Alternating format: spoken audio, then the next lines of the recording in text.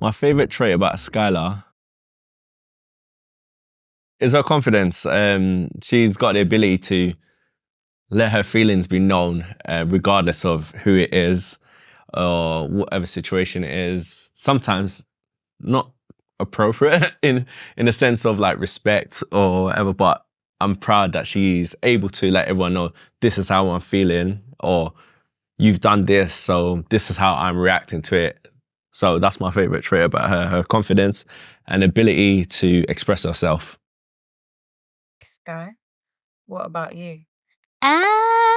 My favorite trait about Dad is he always tries to be funny. Even when someone's sad, he'll try to be funny and then make them laugh. Do you have a particular time you remember when he does like try to make people laugh? Today in the car. What happened? Do you want to explain? You answer it. You answer it. Okay. He kept saying that I'm gonna talk like this all the way there, and then he was going like, oh, I'm a bad man. I'm gonna talk like this all the way there. And did it make you laugh? Yeah. Oh, bless. So I guess it's working there.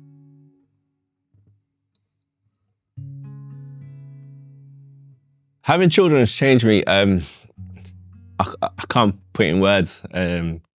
From growing up and thinking this is my understanding of the world or how I would be as a parent or the parenting I received, I thought I'd be a certain way. But once I had children, it's like everything just literally just blew up in the sense of my main responsibility and priorities, like making sure their education's right, they're fed, they're looked after, and then going beyond that, making sure they've got life insurance, medical insurance, all these private stuff. And it's just made me, I'm very irresponsible, but having kids now, all three, has made me a lot more responsible than I've ever been. So yeah. How can you compare your younger self to your current self? So you, for example, you said you are irresponsible. Do you have a particular time where you remember being irresponsible compared to now? You would like, I would never do that.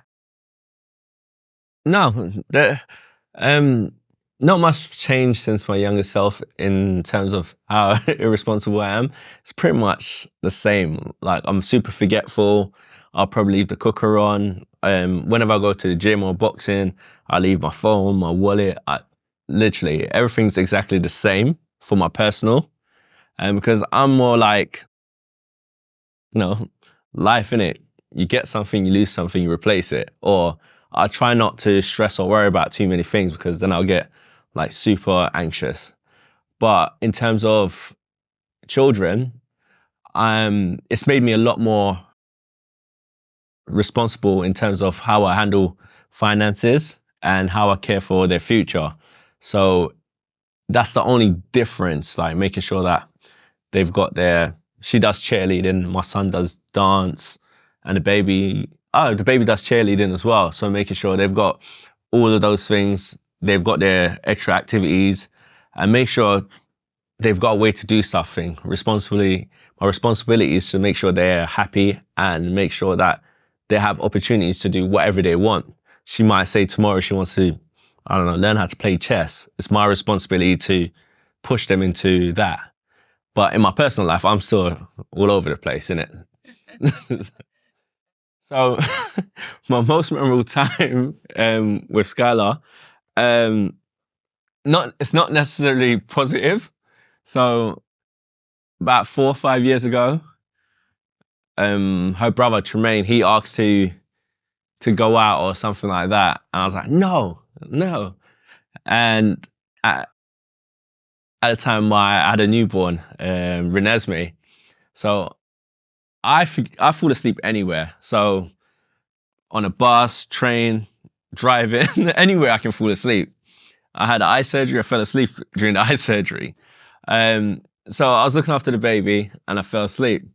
But as a dad, you've got responsibilities. So I held onto the baby's leg, so if she moves, I'll wake up. So, long story short, Tremaine and Skylar decided to take a trip to the shop. How old were they at this time? Maybe about 5 years ago, 4 or 5 years ago. So she would have been about 4. Tremaine would have been 6. Nah, let's boost it. I don't want to look like a bad parent. So they're like 8 and 6, you know. So they went because they wanted to go out. I said no. They went to the shop, you know, and you went co-op first. Didn't buy. Yeah, they went co-op. They didn't buy anything, and then they tried to come back home and they couldn't get in. So they decided to go to their nan's house, their nanny-o, which we live in Bromley and the nan lives in Abbey Wood. So Thamesmead. So they decided to walk there. So they walked there, stopped at the bus stop, crossed the road. One fell, but they all looked after each other. They told me the story in depth, innit?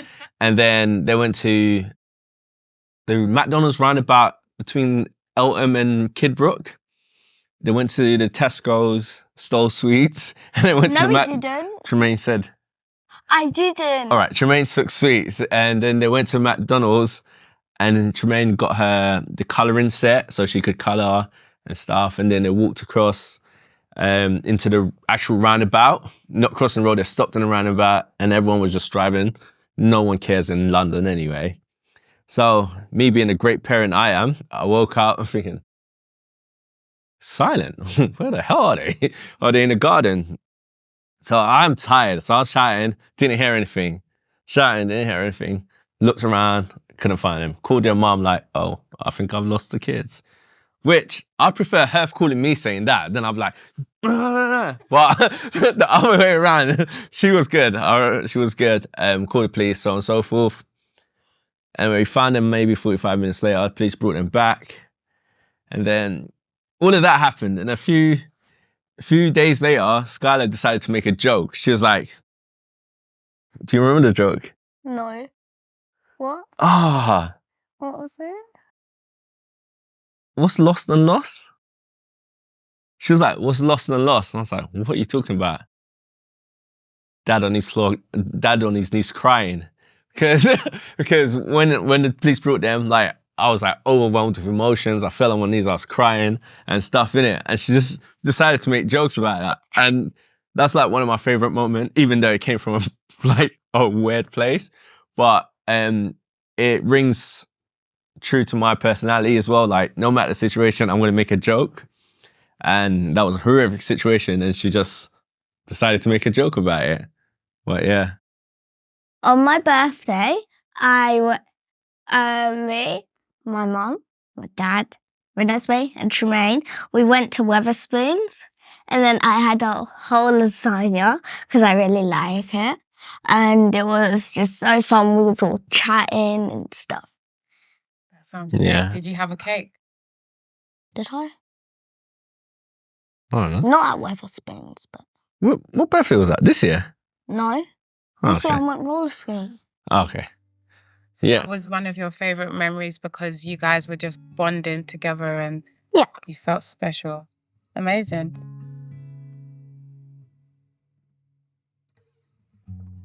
What did my parents teach me that I would like to pass on? Do you know what? One thing I can say about my mum is she put in the work. She grafted, grinded, and that's what I want to like implement and teach my kids that they need to do. Like anything they want to do, they can do. Simple. Just need to work at it. So my mum moved to the UK young, I guess. I can't remember. From but Kingston, you know what I say? Yeah. She moved from Jamaica to here, and she started off like cleaning, you know, the normal stuff, cleaning, doing like postal work, like delivery work and stuff like that. And to the point as when I came to live with her, because I grew up with my nan passed, and then I had to come live with her. So pretty much it was like meeting a stranger, innit? I know. But anyway. What did you say? She said I didn't tell her that. Yeah, so my nan passed, came to live with her, and then she's a stranger, essentially. I know who she is, but we don't have that. And then we lived in Greenwich at the time, and I saw her just always going to work. I'll go to school in the morning, she's on the way to work, get home, she's on the way to work. And one day, like I cut my hair with the scissors out and just like slit the side of the bed and stuffed it in there. Attention seeker. That's why she is, in it. But so that happened and no one noticed. Stepdad and whoever else was at the house. And granddad Ken. Huh? Oh. And then she's the only one that noticed, innit? And she cried, innit? After that. Me? Not you, my mom. And then after that, she was like, she's never gonna do that again. So she went back to school, started studying, and then she moved up the ranks, got education, went from like delivery, cleaning to things, teaching assistant, teacher, then became like SEN, specializing, like working with kids with autisms. And then I saw that graft, and then she went back to uni maybe 3 years ago or 4 years ago to get a degree. She'd done that. So I've always seen that graft, innit? Like, I've never seen my mom just sit down like, ooh, let's see what happens today. So I've always done that. And my kids have seen me that I'm always out. Not always out, but I'm always working, always PTing, always thinking of way to better them. So I would love them to take that and run with it. Our relationship has changed because before I turned 4, I got all the attention. I was the best. And then Renesmee came, and then everything was taken away. And how is your relationship now with your younger sister? Bad. What makes it bad? She's annoying. What does she do? She takes my stuff, ruins my stuff, and she always cries in her bed when something doesn't happen. Because I share a room with her, I can't sleep. Right. And how is your relationship with Tremaine? He hits me, but I don't know. I know how I can annoy him though. What do you do? When I'm going to bed, I'll be like, oh no, and hug him, and then try and kiss him, and then he'll be like, oh, stop, and then run away. So, do you feel like you get enough attention from both of your parents? No. Okay, so how would you like that to change? So, I can go out more. Dad can stop working so much. And Mum needs to get another day off because of her leg. So I think the future will look like when I move out and get my own house, I'll come and visit Mum and Dad and yeah. How about the future for you and your siblings as well? I'll visit them. Hopefully Tremaine will have changed by then, but yeah. What do you want to see change? What change do you want in him? He needs to stop hitting me and say night to me at bed when I'm going to bed.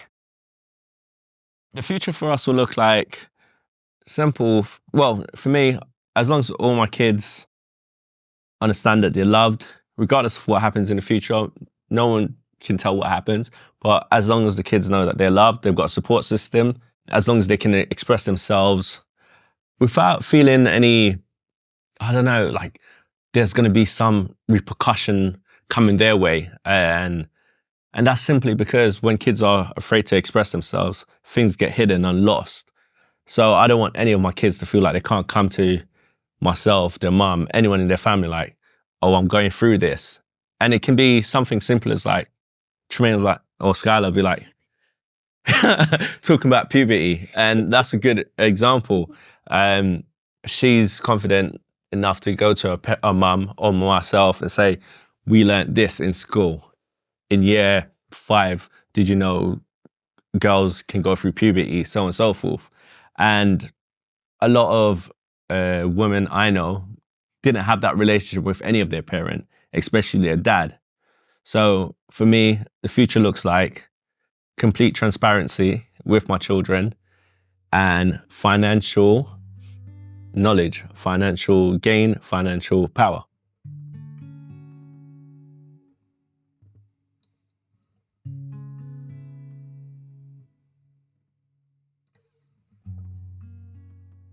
What is it that you envision for her in the future? For me,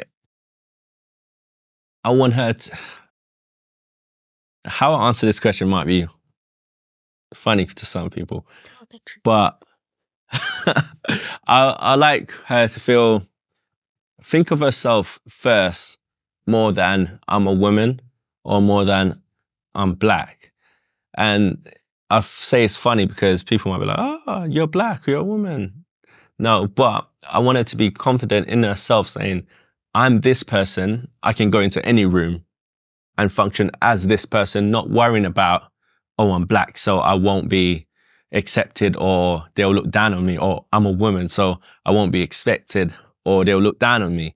I want her to walk in the room like, I'm Skylah, I'm Slay Queen, as she says, or wherever she wants it to be, and just be confident in herself. And that's it. I've worked in corporate environments where it's like, sometimes I'm one of 2, one of 3 at max, black person in the company. And sometimes it's like, you feel like you need to try more, like, to like, look at me, I can do this, yeah. But no, I never want that for her or any of my kids. I want them to be like, this is what I'm doing, this is who I am, accept it. Love means to me spending time with someone, getting them things that they like, sharing things in difficult times, and yeah. How do you feel you show love to your dad?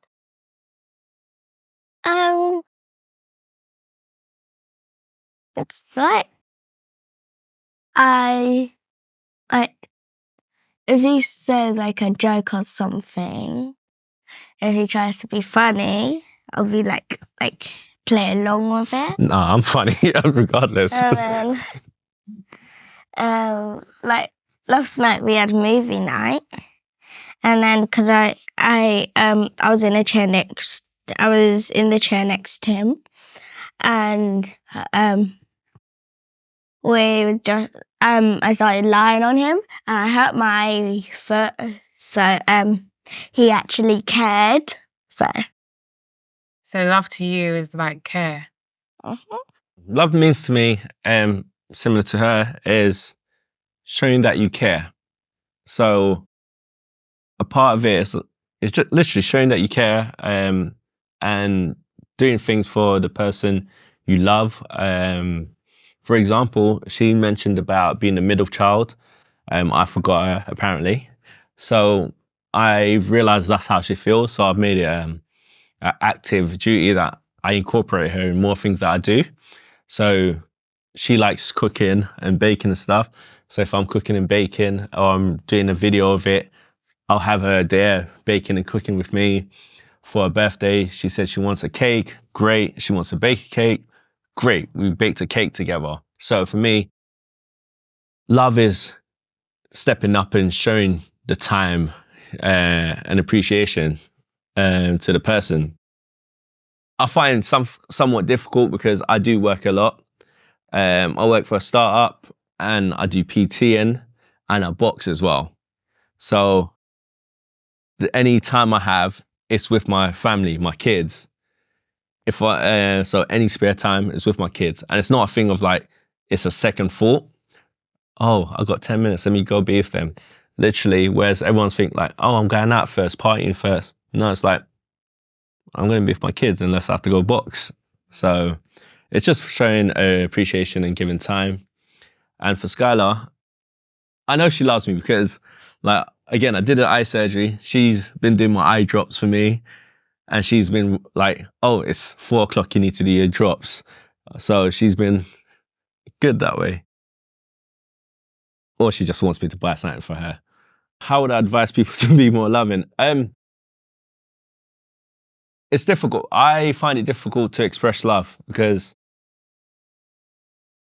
I felt, I don't know if I felt love. And that's not any disrespect to my parents. Like, they did what they did. They showed love in their own way. But I find it difficult to understand what love feels like. So my best advice for anyone is, if you want to be loved a certain way, show that love the same way to the person in your life. So for me, my thing is appreciation. So I liked someone to show that they appreciate what I've done for them, or not like I need praises or anything like that, but just appreciation. And my way of showing love will be giving my time and showing appreciation for, okay, you've done this for me, I appreciate it. And it could be something simple as, oh, he likes bacon, let me get him unsalted butter. Like something simple, and then I'll like, yes, I'm going to make cookies, or I'm going to make this. So it's just whatever way you want to be loved, just express that same way to the person you're with or your children, or simply ask them, like, how do you want to be loved? How would you like to be loved?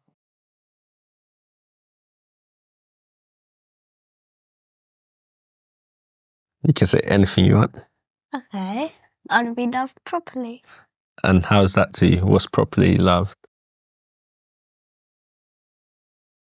Sharing things when it's difficult. Caring. Helping. Spending time with someone.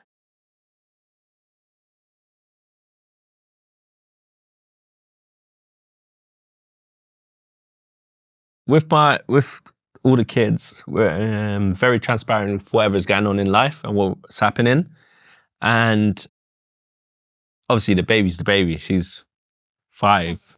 So she don't understand really. But Skylah has more understanding of what's happening and understanding nuance more than, let's say, her brother, Tremaine. Can I ask, what is happening? What do you mean by what's happening?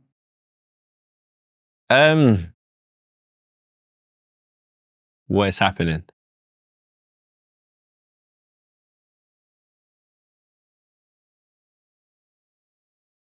In a way, as you grow older, love changes and your idea of love changes, and it's getting used to that and understanding where to move after that or what to do after it, and not leaving your children out of the conversation, not making decisions based on them, but not leaving them outside of the answer or anything like that. So as growing up, there would be a decision, and then the kids find out after the fact. But again, transparency is trying to make the kids know, like, this is what's happening, this is where we are, we're trying to figure it out, or we can't figure it out. So difficult question. But yeah. So Skylar, knowing that things are happening and things are changing, how does that make you feel? It makes me feel like different things that are happening, but I'm still gonna be loved the same. Like, if something happens between mum and dad, I'll still be loved. And yeah. Self-love. So I talk about self-love a lot, and It's been a great journey, and I think similar to how Bell Hooks speaks about love and how love is something that we should practice daily, just like playing an instrument. To me, self-love is something that we should practice daily, and it's listening to yourself, following your gut. It's seeing signs that may feel uncomfortable at times.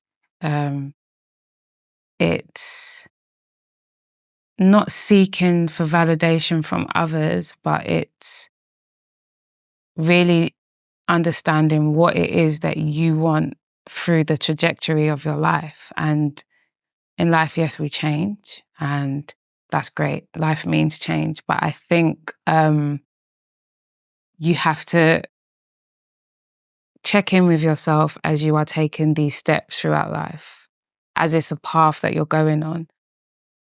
If, for example, you experience an encounter with a particular group of people or person, and your body didn't feel right in those moments, it's then for you to check in with yourself and reflect and be mindful and be like, okay, what was happening there? Why did I feel a bit off? And to me, I'm like quite a laid back person, but I get anxious. And so I have to check in with myself when I'm feeling anxious. So why do I feel anxious? What's making me feel anxious? So yeah, it's constantly checking in with yourself, giving yourself compassion, being kind to yourself, giving yourself patience, and doing that will then allow you to open the doors and open up to give love to other people. And I say that it's not just loved ones, your friends or your family members that you should show love to. It could be the person on the bus. Just you see someone running, you ask the bus driver, "Yo, bro, like slow down," because you're then helping that person on their journey. Do you know what I mean? So yeah, it's just those little things. By practicing that self-love with yourself, taking time with yourself, it allows you to open up and make the world, it sounds corny, but make the world a bit more easier, make the days a little less stressful, and yeah, take you to where you need to get to in life.